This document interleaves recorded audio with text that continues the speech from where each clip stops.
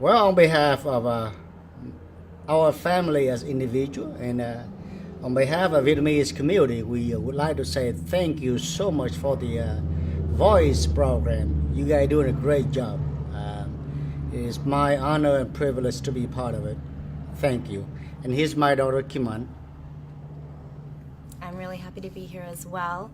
I grew up in West Michigan, and I did leave for a little bit, but I'm back because this is home. All right. Yep. Well, believe it or not, we our family moved to San Diego for a few years, and people say San Diego is the best place on planet, right? We went there, and we decided to come back to West Michigan. Yeah. So how much we love West Michigan. So. Yeah. So let's talk about you coming to America. How was that like, and when was that? Okay, so back in the early 80s, I believe 81, I left Vietnam and lead a tiny boat, cross the South China Sea or the East Sea. I don't want to say it was South China Sea because of kind of political reason there. But cross the sea and we finally get to Hong Kong I think about 7 days later. Okay, and I stayed in a Hong Kong refugee camp for a few years. And then finally get to America as a young teen. Bethany Christian Service is the one that brought me here to West Michigan. And I live with foster family and I graduated from high school. And here Where we did are. you go to high school? I went to South Christian. That's where I graduated from. Great school. Yeah.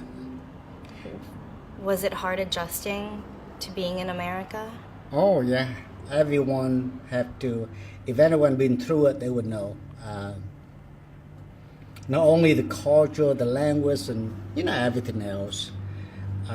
But my story is not an exception to any other refugee. We have similar story.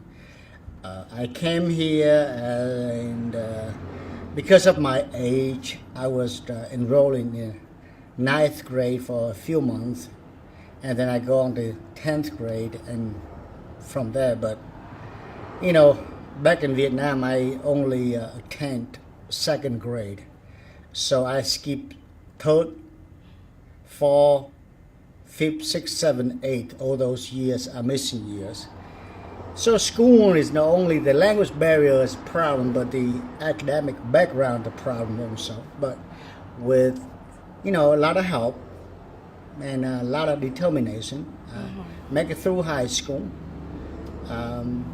Should study harder, but I think everyone thinks that. Yeah. As South Christian, being in sport is more important than in many ways. I had to say it, but at the time I focused so much on soccer and track and didn't really pay much attention to my academic, but I did okay.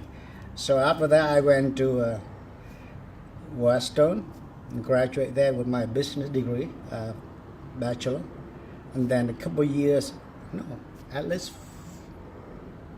92, 94, 10 years later, I go back to Grand Valley and get my master there in computer science. I remember that time. I remember being little and you working during the day and then going to class at night. And I remember thinking, where's Dad? And he's getting his master's. That's what Mom would say. Yeah, but it was tough. It was tough, but I tell you what, I intended to go through until I got my PhD, but because of you guys coming out, and I'm glad you guys don't say anything wrong with it, but I will remember when I married your mom, one of the conditions I said I got my PhD before we have kids.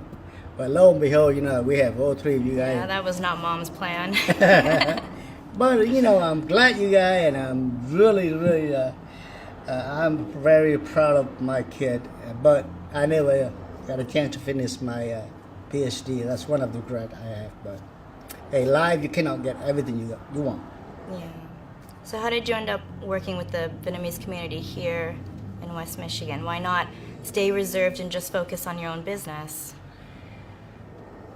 Good question. For I don't know what the reason is, but I always been involved with the community for the past, I don't at least 35 years. As long as I graduated from college, I always looking ways to serve the community. And the first thing I did, okay, I graduated back in April, and then April 92, okay?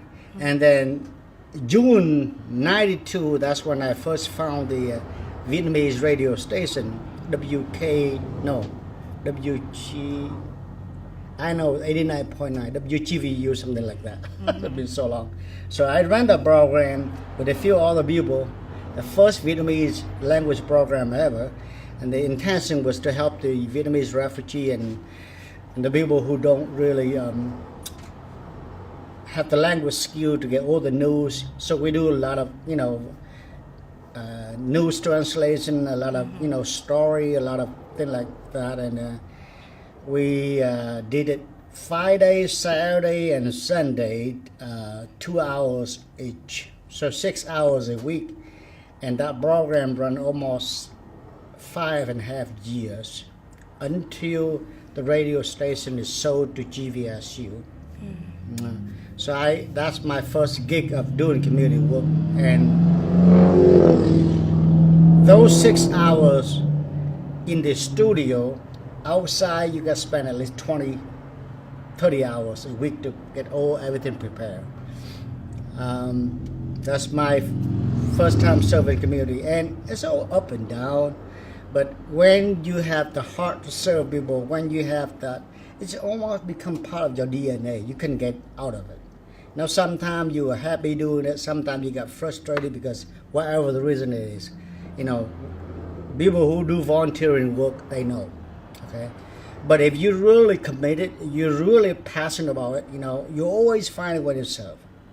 So that is my first time doing it with the Vietnamese community. Why I'm doing it with the Vietnamese community, first of all, Vietnamese, I'm Vietnamese American. And second, I believe that you serve where it need to be served most. It's like the reason going to church. You don't go to a mega church to become a part of it. You go to the church that the church need you, you serve whoever you serve, but those people need you. Not be there just because to be a scene of it or just to be a big part of it. In many ways you can play a much bigger role and a more important role just being in a small organization where they need you the most. Okay, so I focus on that. Okay, and after that, guess what? After that, the program closed. So in a few months, we start the Vietnamese WKTV program back then. That was about 25 years ago. So I started out the first Vietnamese language program on WKTV. And after that, I believe a couple of years, we hand over to someone else, and it's been ever since. So the Vietnamese community play a very important role, or let's say heavily involved with WKTV for the last 30 years or so. And I'm so proud of it, that we will be part of it, and so we do the best we can to, get involved in that, And today, your role in the Vietnamese community is what exactly? Today, as you know, that currently I serve as a Vietnamese community president, as an elected term. So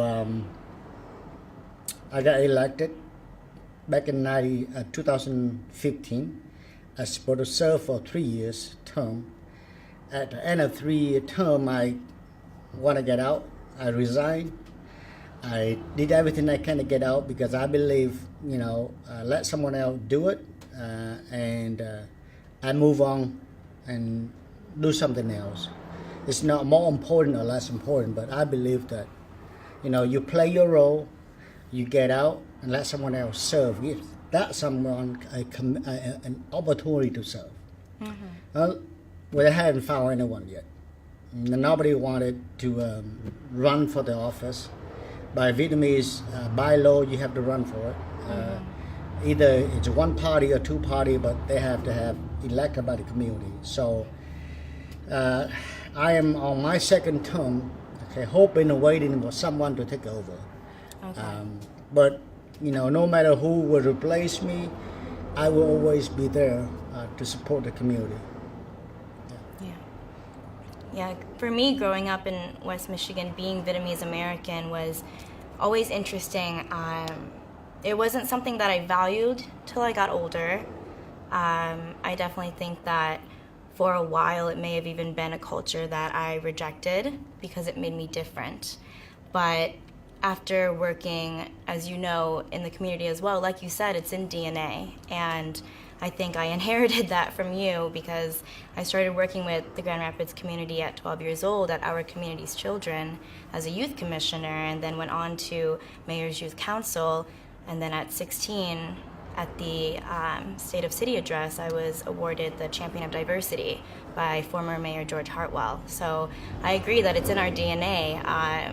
And that through time, our love for community and our love for representation of being Vietnamese American, it just grows. And it is something that I hope to pass down to my children, not just our history of being volunteers in our community, but our culture and our language especially.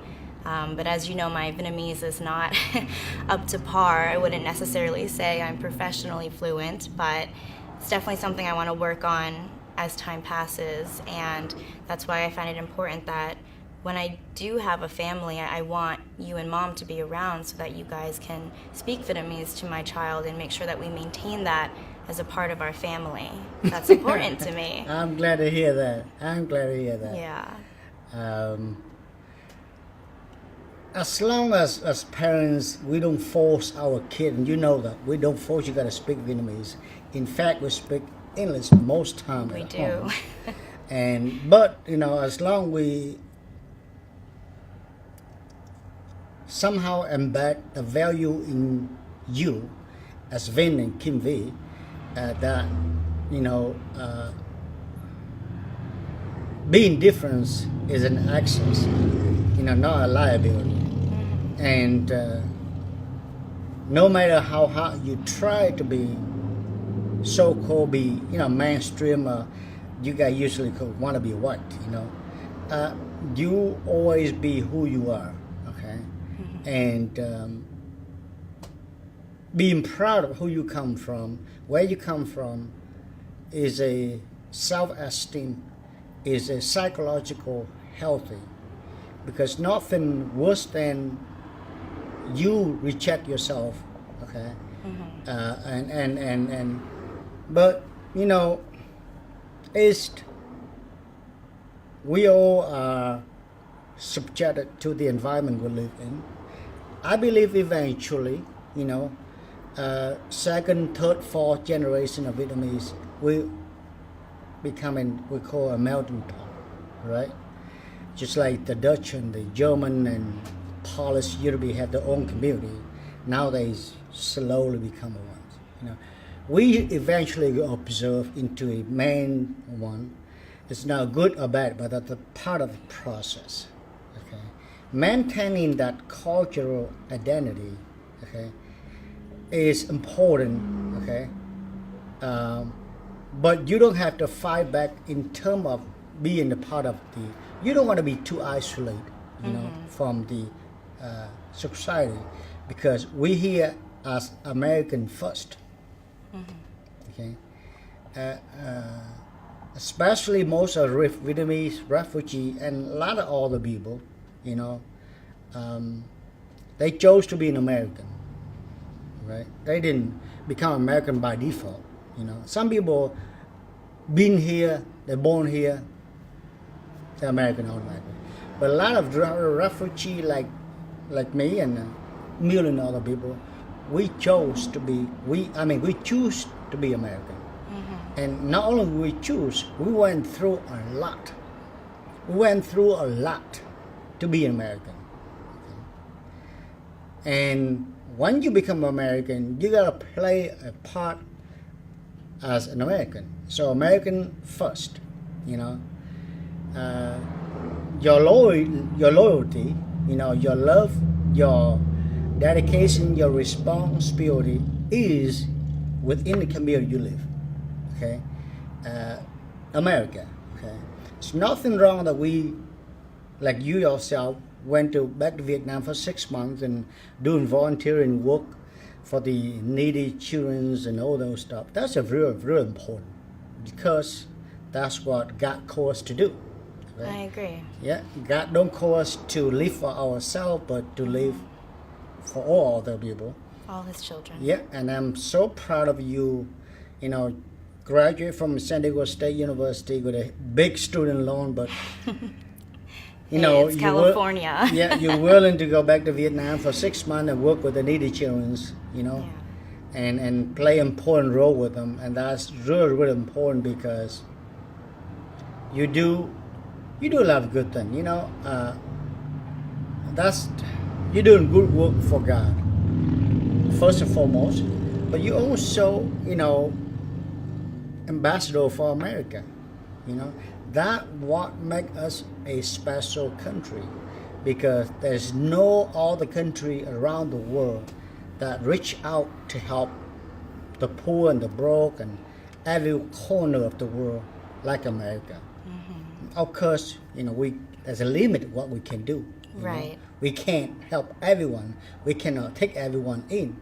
But what makes us special is that, you know, we are the first and always the last to help people who are in need, you know. So that's good. That's good.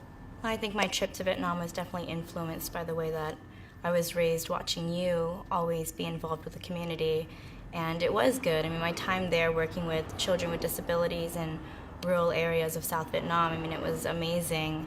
But you know, I do agree that I was there as a Vietnamese American. I was representing America. And it's actually funny you say that Americans, you know, go to other countries to volunteer. I had a lot of locals there say, well, can we come to America to volunteer like you? And I just remember thinking, like, yeah, that would be cool, but I don't think that's how it works. But yeah, no, it was a good time, and it definitely, it drove me further into my love for children with disabilities and my culture and my volunteer work. I mean, you're right, the 6 months without any pay was a little bit difficult, but I wouldn't have done it any other way. It was the best 6 months of my life thus far. That's good. Because, you know, that's what being, sound like cliche, but, you know, that's what being American is, that you give back. Mm-hmm. Yeah? You receive, then you give back. And I think that is the role that, if we can, not everyone have an opportunity first for like you did, you know. Yeah. But that is really important for us to give back. And you know, I think the Vietnamese American is a new community, you know, only 40 years or so, and that's, you know, that's a long time, but in terms of history-wise, that's not a long time. So we first come and we receive handout, we receive support, welfare, you name it, but then we work hard and we work every way we can, you know, any possible way to build an economic base. Mm-hmm. Okay, so once you have all the food and shelter, you know, being taken care of, the next phase, you know, you looking outward, you know, right. Get involved with community, helping all the people, you know. So that naturally happened. I see that a lot of that happen in it now. I mean, 20 years ago, you don't see that because you still have that period where you have to worry for your own. You know, you need to have, you know, your basic needs. Basic need, job, you know, shelter. On top of that, a lot of Vietnamese refugee, and it's no exception with all the refugees, you know. When you come to America, not only you at the disadvantage economically in every level you have, but you also have the responsibility back home. You left your country, but your loved one, your family, your mom, your dad, your husband, whoever is back home is also looking for your support. Right. Okay, just like two foster kids we have, we recently, we recently got, not recently, about a year ago, we have two foster kids in our home. Yeah. They come from Eritrea, right? And, they've been here as a young teen with all the difficulty they have, but they still, trying to do odd job in the weekend just to get the money, $50, $20 to send home to help mom and dad at home. And that is a story I want to tell people out there that is the added more responsibility for the refugee people, because not only they are trying to survive in America, they try to make the family back home survive. And a lot of time back home they think in America, money comes from the tree, Yeah. so easy to make money in America, but they don't, so that is one thing that people wonder why the refugees work so hard, because they have double responsibility at home, here in America, and then back home. And that is this, to make them, work hard. Yeah. And we brought them in through Bethany Christian Services too. So Yep. I always tell people it's kind of a full circle thing for you to be able to offer your home to someone because you were given that opportunity as a refugee yourself. And I definitely admire that. And they're fantastic kids who've definitely changed our lives. Yep. And definitely happy to have them as two new siblings. Yep, we are about to get another one. The oldest one moved out a couple months ago. He's age out, move out, and we are about to take another kid from Honduras. Yeah. 10 years old from Honduras, Yeah. who he didn't know how to read and write yet. Never went to school. Never went to school. So it sounds like, where I was coming from. At least I got second grade education, but he's younger than I was, and so I'm sure he'll be okay. And we are excited to receive him to our family. Yeah. So tell me about your work that you do now, Dad, because for me, I know you just sit in an office all day, and that's about it for me. Yeah, right. You see how dark I am. I'm all outside That's the guy. true. You're either outside or in the office. That's right. I'm a workaholic. So right now, what I do is, I run a small IT firm. I've been there 20 plus years now on my own, and it's doing okay. I'm very blessed. Okay? But the latest project that I want to talk about is the Easy Samaritan.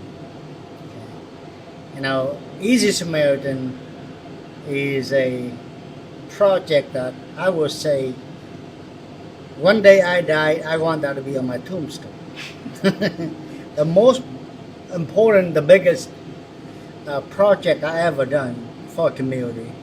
And this Easy Samaritan, with my vision, is to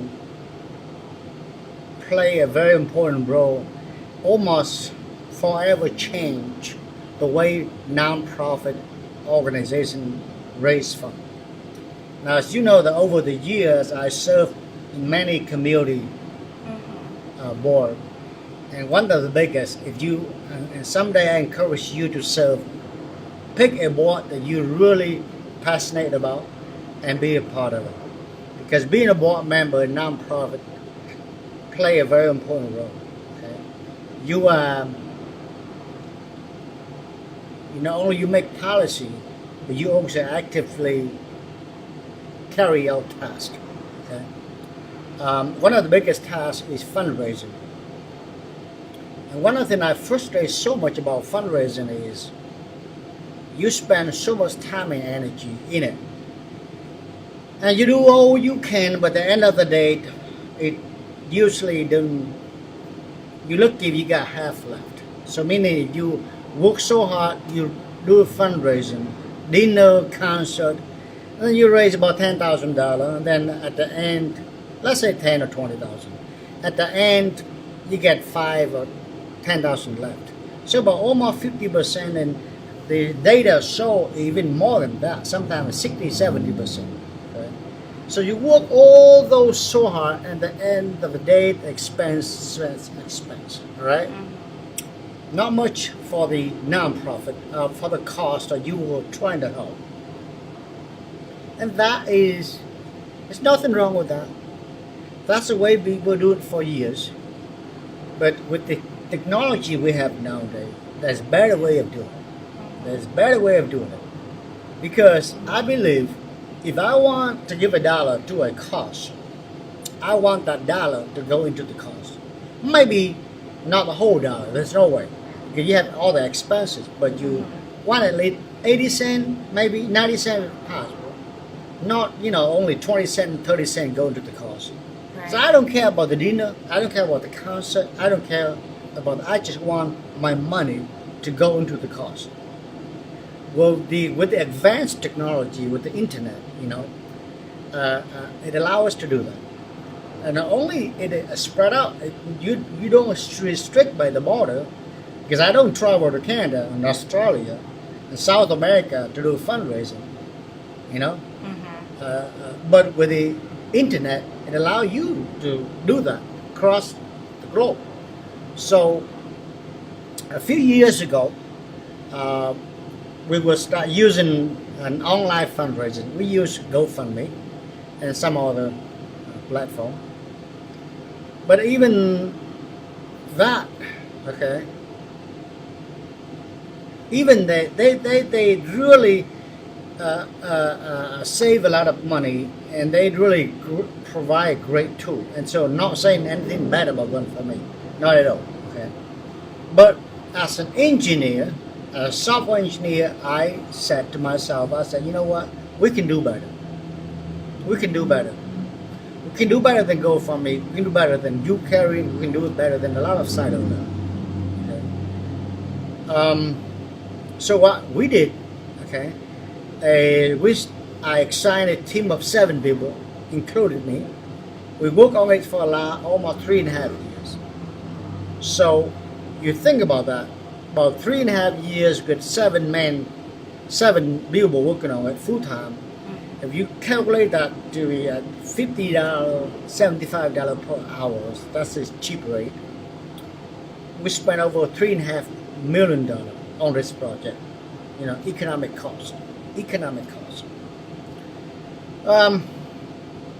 And the reason for this platform is to allow people to do online fundraising, just like GoFundMe.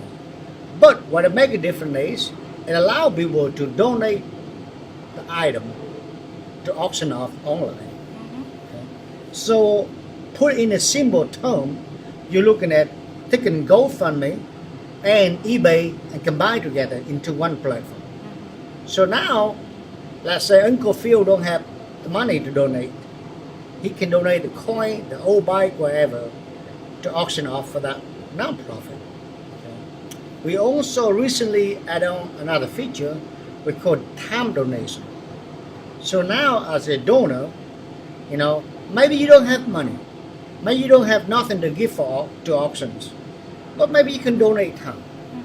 So it provide a nonprofit a complete tool to do fundraising.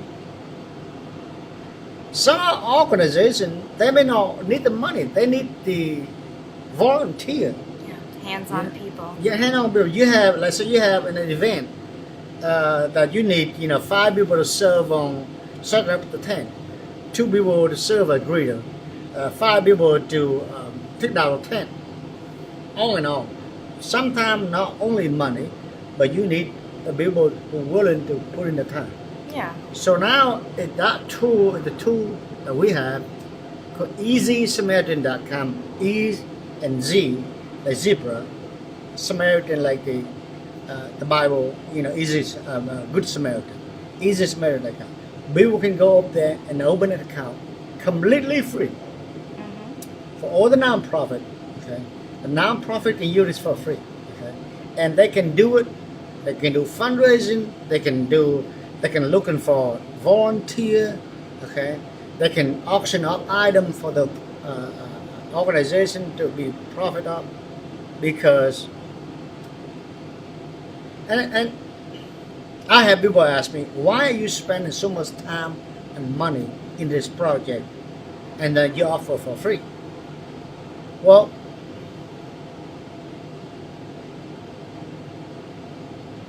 I believe nonprofit in America play such an important role.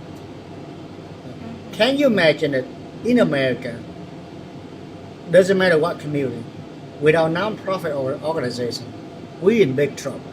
We in big trouble. Okay? So what makes America exception or better is that we have so many nonprofit. We have church, we have you name it. Okay, being taking care of the needy, so that the government don't have to, because the government don't know how to. Okay, so we have these people, taking care of a big burden. Now, not everyone in America are wealthy. Not everyone in America are healthy, and not everyone in America are ready to stand their own feet. So we need this nonprofit to taking care of certain need, okay, within the community, and they need help. They need help. They need every single way we help. With our tool, I believe that we can revolutionize. We can change the nonprofit forever, in terms of giving them the tool. And the tool they need the most, the tool to raise money. But without raising money, without having the volunteer, okay, you're not much of an organization. Because nonprofit, most of the money got to come from somewhere. Right. Okay? Mostly donor. No, it's true. So anyway, so that's the project that I'm passionate working on, and it's ready for people to use. It get a little slow because we need money for marketing and things like that, and I'm working on that. And but that is a project that right now my everything beside working all the hours, all the projects I have, my heart is in that project, and we hope that people can use it. The thing here is people need to know what it is. You can have the biggest, you can have the best thing, but nobody know what it is. Nobody know. All right. Okay. So right now we need to get the message out so people know, hey, there's a tool out there for your church, for your organization to use it, okay? Including WKTV, because this is nonprofit, okay? To do fundraising online. So thinking about this one, don't make it complicated, okay? An online fundraising platform, okay, that have both cash donation and auctions combined. Yeah. Okay.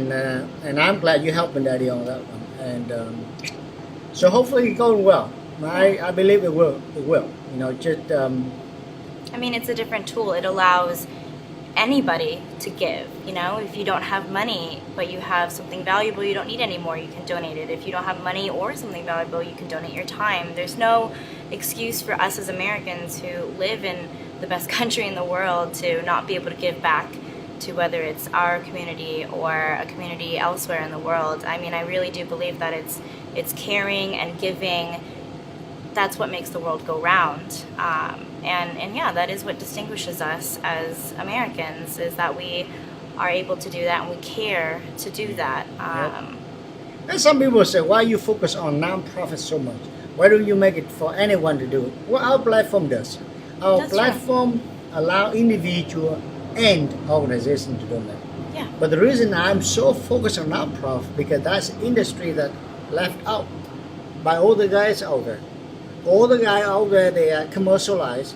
They focus on individual because individual is easy. Okay, as a but nonprofit don't make decision like individual. Individual, you want to raise fund, you can raise fund. You don't ask anyone else. You don't have to go through 15 hoops, board meeting and meeting and meeting. You get all kind of approval and the attorney and everyone got involved when every time you do fundraising. So I want to focus on nonprofit, church, and all the nonprofit organizations because they are the segment that are being left out. Okay, and They're being left out, but they're the core of our community. I know. The sad truth is, a lot of these nonprofits are run by people who are 55 years or older, right? So they're not in tune with technologies. Raising money online, what the heck? They terrified about that. They don't know what to do with it. Okay. So, but it's time for somebody got to change that. Right. Help them change that. You know. Yeah. Because people usually get very fearful of things that they don't know. Okay. And unfortunately, that's nonprofit. You know, are mostly run by older men and women who, you know, they're not as comfortable with technology. No, they don't. But I mean, that's why we've made Easy Samaritan easy to use. It's a part of the name is for it to be easy, because we should all be serving and being good Samaritans. So your role in this was to make it easy for people to do that. So it's really about spreading that message that anybody, any age, any person, anything can donate and create a campaign. Yep, yep. And so, yeah, it is easy. It just makes sense because nowadays, guess what? If you do fundraising, you gotta invite people, send letter out. The cost of sending a letter is almost $1.50 by the time you're done with it. Postage, I mean that's marketing firm. That's all the marketing, direct mail marketing firm will charge. Okay. At the end of the day, of all the costs involved with it, $1.20, $1.50. That's what I've been quoting. That's what, you know. But why? You could have it on Facebook Sure. to share. It's free to share on It's Facebook. free to share. Okay? Yep. Twitter, all these technologies that being used for free. Okay? I mean, you can have a video that you have 1,000 or 10,000 people view it. This costs you a penny. Yeah. And guess what? Nowadays, you know, yeah, you see that most people don't spend time on computer. Yeah. Everything on the phone. So our application allow people to donate money just your phone. You can donate time and money. That easy, you know. But getting through the organization is tough because, you know, once again they're not familiar with it. Yeah. You know, and I mean, it's a new thing, and we're working. You know, we're building our credibility as well. But at the end of the day, it's a tool that was made with your whole heart and with the intention of helping, purely just helping. Because we've been blessed enough to be in a situation where you have the time and money to do that. This is, like you said, this is what you want to live on past, you know, it's your legacy. it is my legacy. The thing that I wanted, I think I want that would be my biggest contribution I can do, and I hope in that, you know, that's one of the reasons that we appear on a program like this and a few other programs, and that hopefully we can get the news for people. One thing what I have learned is, you know, it's not as easy. I learned it now that you have an organization. The guy who in charge of making financial decision, and the guy who in charge of setting up the website, and the guy who do the fundraising, it's all different people. With the platform we have, you need one person, just one person to do it. You see One what I'm person saying? to manage. To manage. But then there's one person, listen, you know, I don't have the authority, you know, to do financial decision. I gotta wait from someone else. And that someone else said, well, you know what, I have to contact my attorney, our attorney, because to make sure that all the money we receive is legal and things like that. So And this is why it's harder for nonprofits and I individual know, campaigns. I so know, it's being new. it takes time. It's being new. So, I mean, I have organizations that take them 2 months to get it set up. An individual, you set up in less than 5 minutes. Yeah. Right? But an organization, people get involved with so many part of it, you know. The person who good at, you know, setting up the website or manage the website, it's not the person who can charge the finance or things like that, you know. But I believe that eventually, you know, people come to realize this is a great tool, and we have a lot of people really, you know, really appreciate it. So. Well, I'm sure. I mean, I hope anyways that it turns out well, and I will obviously be doing everything I can to help you with that, because whatever helps you, you know, helps me, and I want to see that this does live on and that all of your work and time put into it is something that will be recognized. We're working on with some nonprofit foundation to help us to get the message out, you know, because we want this to be the tool we people can use for, you know, otherwise I spend all this time and energy for nothing. But I believe it will. It will. Okay, it will. I mean, it's got to be a part of God's plan for you, because you wouldn't put this much time and money into something if you didn't feel like it was really your passion and what you were meant to do. So I believe that it will. Yeah, but then you have to understand what, like anything else, you can spend 20 years building that car, right? A perfect car. But if you don't find ways that how well that car run, it depends on how much money you have for the gas, you know, what the highway will be, what the road will be. What I'm saying here is getting the system, the application done is just part one. The next part is you have to work hard at it to get the message out. Okay? It's not easy. It's not easy, because there's over 1.5 million nonprofit, just 501c3 in America. To get the message out to all these organizations, just a letter, just one letter, will cost you over $2 million, right?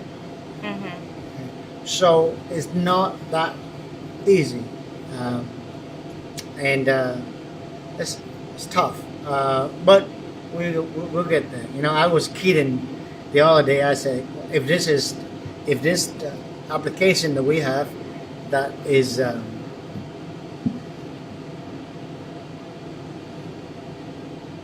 run or developed by the Maya or the divorce of you know, whatever family, this could be going like fire, you know. People will like jump on it right away. But it's produced by Phillip Nguyen. People don't know who I am, you know, and I'm sure that part of them, they kind of, you know, have that doubt, you know, that what it can do. Well, I think that as an immigrant, you've been breaking barriers and ceilings all your life, and I don't doubt that this is another one of those things that you'll do. So I'm excited for the years to come. Yep. We had to fight for it. You have to work extra hard for it.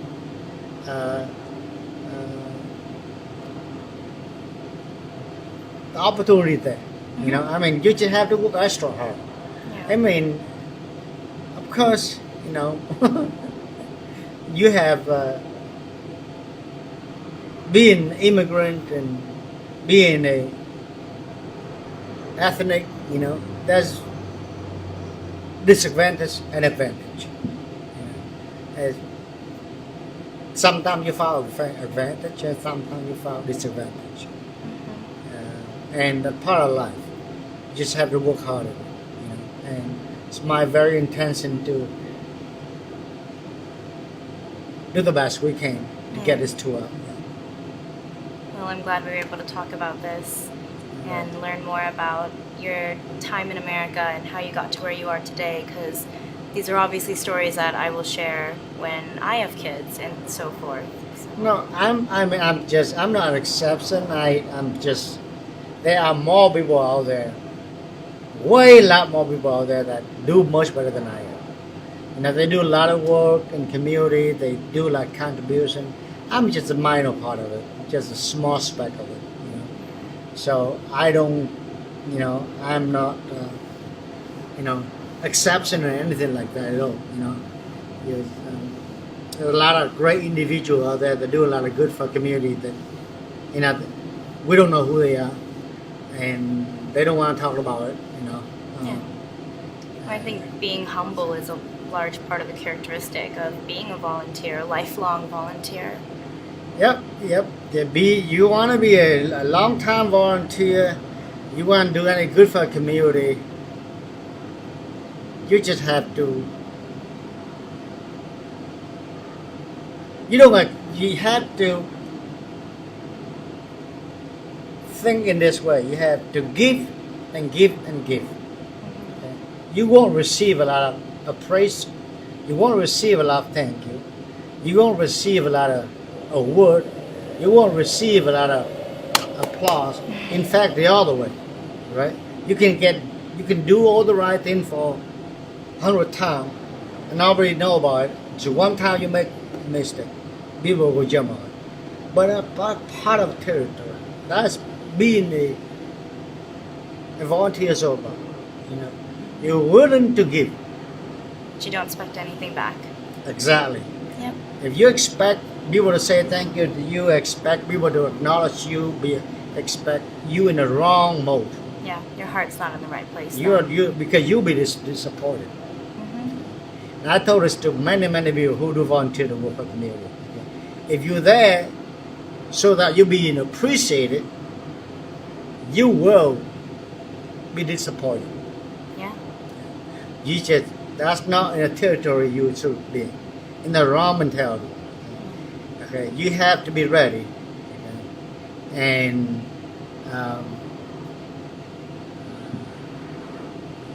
so a lot of people got really excited and this and that, and then want to be part of it, and they got all this hype up, and all of a sudden they go flat. Mm-hmm. Yeah.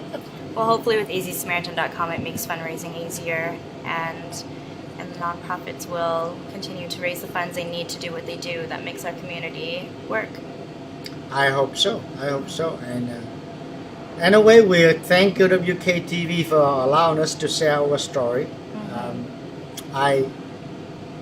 They play a very important role in this community, especially the voice programs. Right now, a lot of this story, it's not important at this point. It might not be important at this point, but it will be important in generation on, 50 years, 100 years, 200 years from now. This is part of our heritage. It's part of our community foundation. It's part of our life and story. And I think the voice program like this allow us to do that. It's like an archive of living history, all right, inside South and Motion. Yeah. So thank you so much, WKTV. Thank you.